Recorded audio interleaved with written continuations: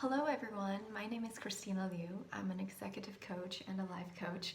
Thank you so much for joining me.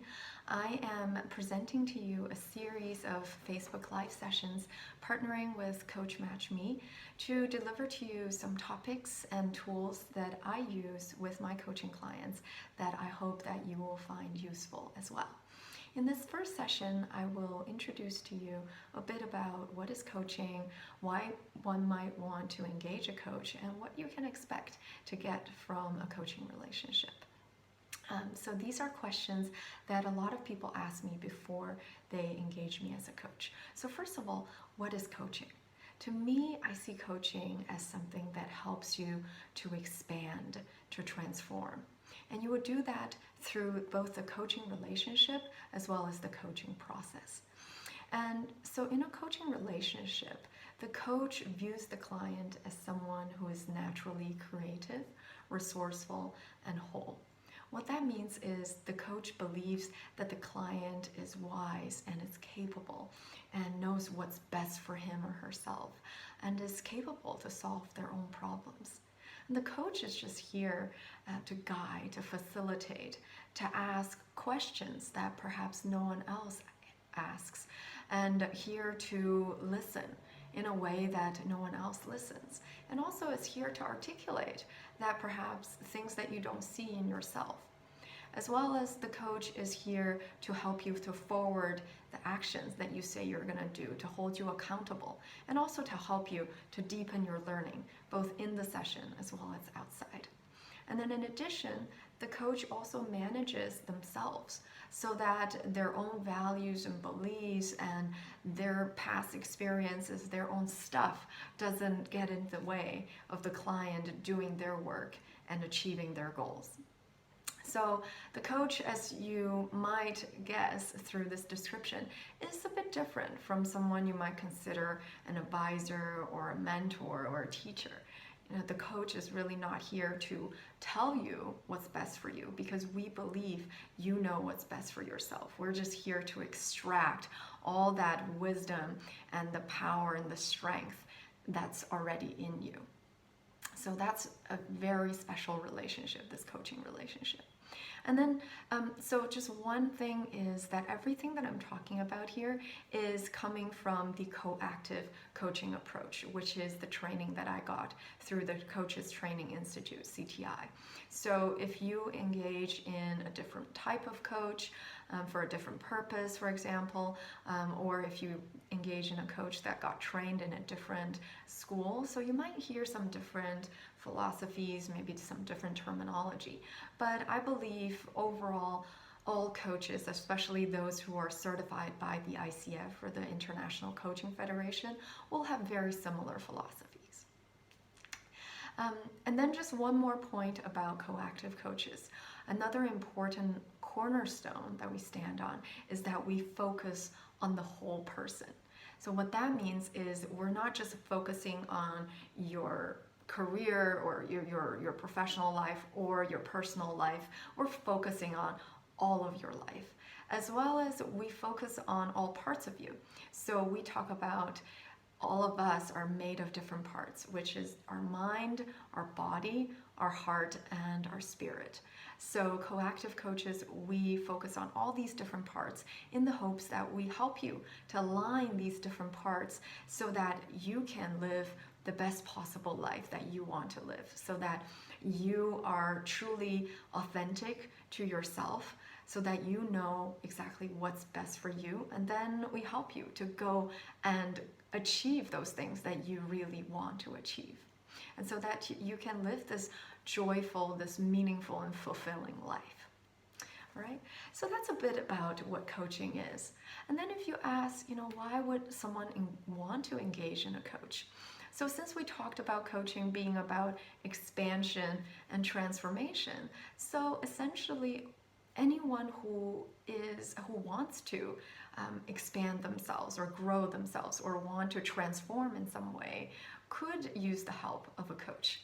And then you ask, could you do this on your own? Could you grow on your own? Could you transform on your own? And my answer is, of course you can. And I think most of us do that. The question is, can you do this to the fullest potential? You know, can you do this as well as if you were to engage a coach to help you to do that? And the answer is maybe not. So I use the analogy of an athlete. So anyone can practice any sport, any exercise on their own. And they can, especially if you're talented, you can probably get to a pretty good level. But if you wanted to get to the world-class level, you know, then maybe you want to engage in a coach to give you some pointers, to tell you perhaps some things that you don't see yourself, to teach you some skills that you may not be able to acquire on your own. So a life coach or an executive coach is essentially the same thing. It's there to support you, to guide you, to help you to get to a level that perhaps you cannot get to yourself, or at a speed that you perhaps cannot get to yourself. But like I mentioned, you can do this on your own, and I have done many things on my own to grow and transform myself, and I still do. So here are just some things that I have done that you can also try yourself if you are not ready to get a coach yet. For example, reading, I find one of the best ways to learn, or listening to audiobooks, listening to podcasts. Also, you can go to a seminar, go to a workshop. Like I have attended many trainings, workshops. I am a big fan of Tony Robbins. I also incorporate some of his theory into my coaching. So those are things you can go to as well. Another thing is I love traveling. I find that also one of the best ways to learn, especially when you travel to places that are very different from what you are used to, and talk to people that you don't normally talk to if you weren't traveling. And other things are meditation. It's a really great way to help us get into the body and our heart and spirit. So the mind, body, heart, spirit connection that I was talking about. And any kind of physical activity, whether it's yoga or some form of exercise, helps you to get into your body. You can also learn that way. And then also things like therapy and counseling can be great ways for you to get to know yourself. So it's a bit different from coaching. So those are just some things that you can also do if you're not ready to engage in a coach yet. Because in order to get the most out of a coaching relationship and this coaching process, you truly have to be ready. So it's not just a chit-chat with a coach. It really requires, first of all, some desire to make that change, to make that growth. And then second of all, to do the work. So like I said, it's not a chit chat, it is about putting in some effort to achieve the goals that you want to achieve. So until you're fully ready, I would highly suggest to engage in some of these other methods to continuously develop and grow yourself. Because I do believe that growth is a lifelong journey, and I don't think we can ever stop. So I mentioned counseling and therapy. This is brings me to another question that a lot of clients ask me, is what's the difference between therapy and coaching? And I view the difference mainly from how the therapist or the coach views the client. And this is not, by all means, not all therapists will view the client that way.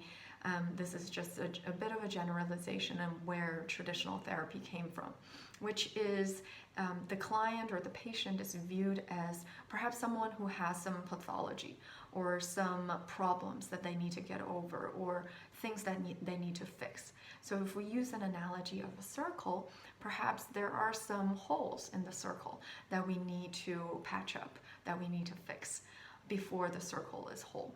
Whereas in coaching, the coach views the client as someone who is already whole.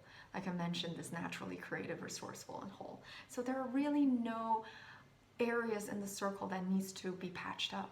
But what the coach wants to help the client do is to expand the size of this circle, or perhaps make the colors a bit more vibrant, or makes the textures a bit more varied.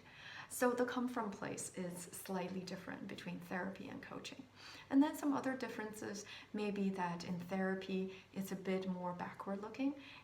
or again, depends on the kind of therapy. So by no means this is an umbrella statement, but just in my view and based on what I know about therapy, this is a bit of the difference, especially for someone myself who also studies psychology. So in therapy, it's especially if you're talking about the psychodynamic or psychoanalysis type of therapy, it's a bit more backward looking at what happened in the childhood, in the past, that can help inform you about the future. And also you ask a lot more of the why questions. Why do you do something? In the hopes, of course, to get to know yourself and to help you to solve those problems that you have. Whereas in coaching, it's a bit more forward looking.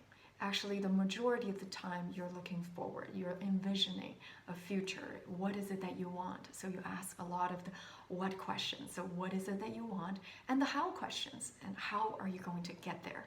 Of course, we may touch on the past if we feel like there are some things in the past that is holding the client back. So we may ask a few why questions here and there. But overall, it's more about the what and the how and about the future. So thank you so much for watching this session. This is the first one. And hopefully you got something out of it, to know a little bit about what coaching is, what you can expect from a coaching relationship, why one might engage in coaching, and what's the difference between coaching and therapy. Thank you so much for joining, and I hope you join me again next time. Thanks for watching. Bye-bye.